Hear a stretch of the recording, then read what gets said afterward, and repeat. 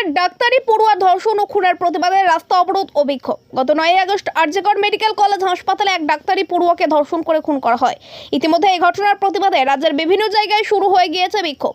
পাশাপাশি বাদ গেল না হাওড়ার ডোমজুর এলাকায়। এদিন এসএফআই ডিওয়াইএফআই এর পশ্চিমবঙ্গ রাজ্য কমিটির পক্ষ থেকে আজ বিকেল 5:30 নাগাদ ডোমজুর থানার সামনে হাওড়া আমতা রোড অবরোধ করে বিক্ষোভ ও একটি মিছিল করা হয়। তাদের দাবি, দোষীদের দৃষ্টান্তমূলক শাস্তি চাই এবং ডাক্তারি পড়ুয়ার খুনের বিচার চাই।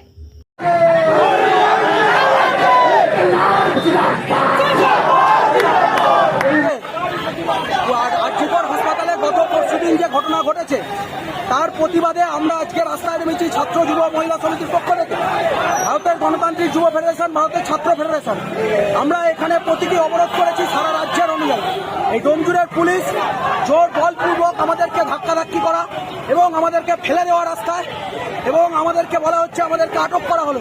আমরা বলছি, রাজ্যে মহিলা মুখ্যমন্ত্রী হওয়া সত্ত্বেও এ রাজ্যের বুকে মহিলারা আজকে লাঞ্ছিত, মহিলারা আজকে অত্যাচারিত। একজন এলিট সম্প্রদায়ের ডাক্তার, তিনি হচ্ছেন আরজিকর হাসপাতালের মধ্যে। কতজনকে আটক করা হলো? কতজনকে আটক করা হলো এখনো জানায়নি পুলিশ, এখনো পুলিশ জানায়নি। আজকে মহিলাদের ওপর যে আক্রমণ, এখনো পুলিশের যে ধিক্কারজনক ঘটনা, পুলিশের যে ব্যবহার, তার মধ্যে ধিক্কার জানাচ্ছি আমরা পুলিশের ব্যবহারের প্রতিবাদে। আপনাদেরকে আটক করেছে? এখনো জানাননি উনি কজনকে আটক করেছেন। উনি বলেছেন আমাদের আটক করছে। আমার নাম সৈকত ব্যানার্জি, আমি হাওড়া জেলা কমিটির ডিওয়াইএফআই এর মেম্বার।